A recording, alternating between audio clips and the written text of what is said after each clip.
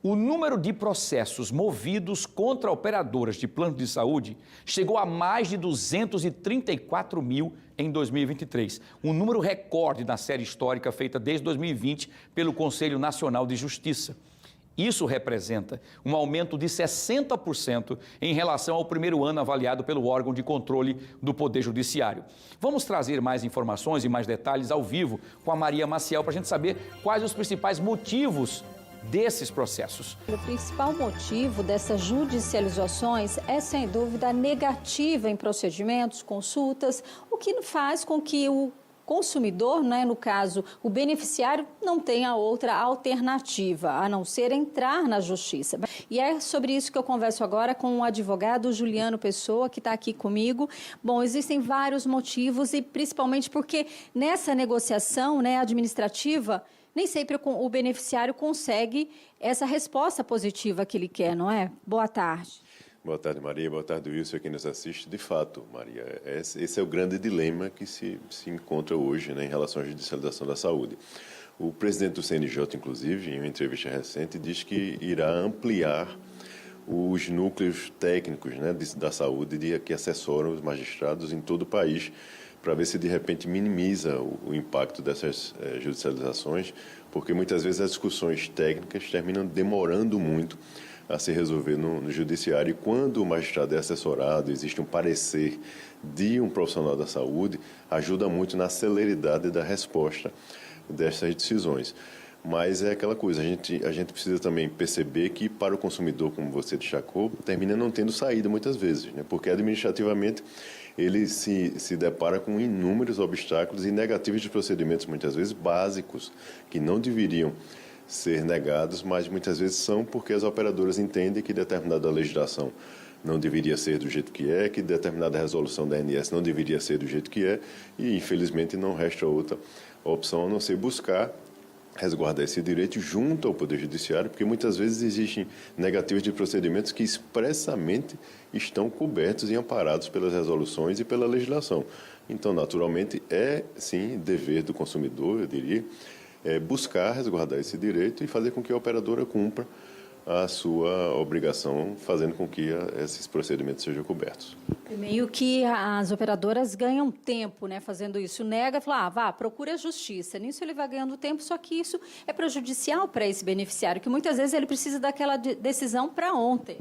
Exato, são pessoas que estão muitas vezes precisando se submeter a um determinado procedimento, a um exame mais específico, a um procedimento cirúrgico, então não dá para ficar aguardando, infelizmente.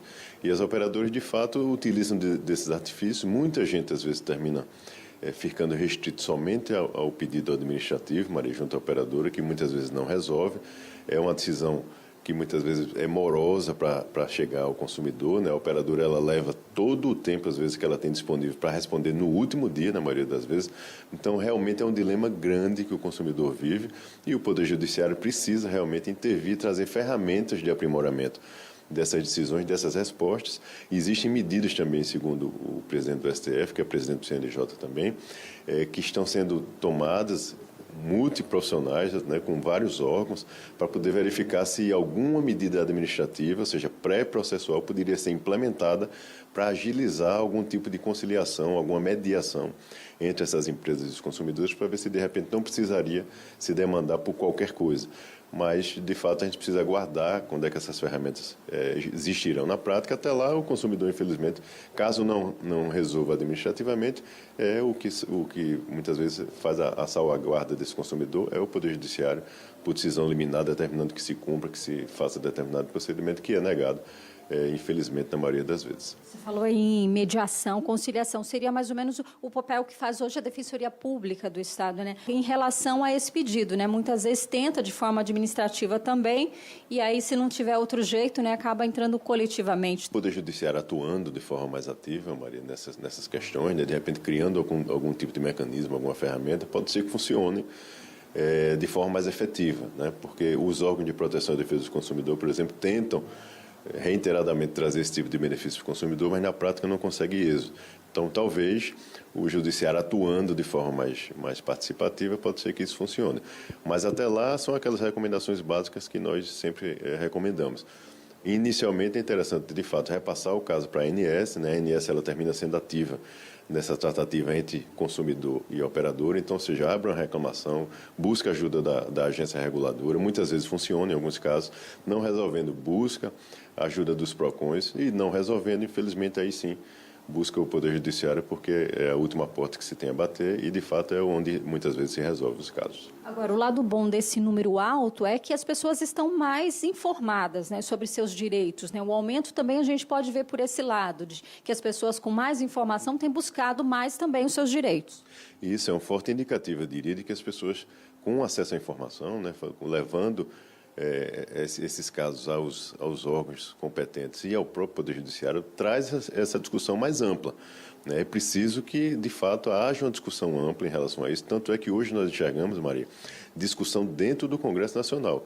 Ou seja, reforma da própria lei que regulamenta esse mercado, que já está sendo tratada no Congresso, a discussão dos reajustes, que muitas vezes são elevadíssimos ano a ano, principalmente os planos coletivos, também já está sendo discutido no Congresso.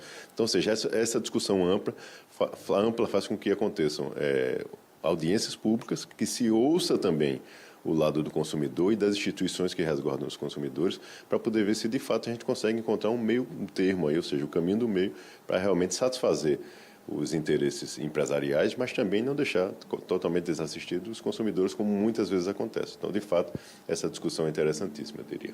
Ok, obrigada pelas informações, né? A gente sempre traz aqui essa discussão, porque, no final das contas, sofre mais aquela pessoa que é a parte mais fraca, né? Os beneficiários que acabam aí tendo que esperar um longo tempo para conseguir a aprovação aí de um determinado ou outro procedimento. É com você, Wilson.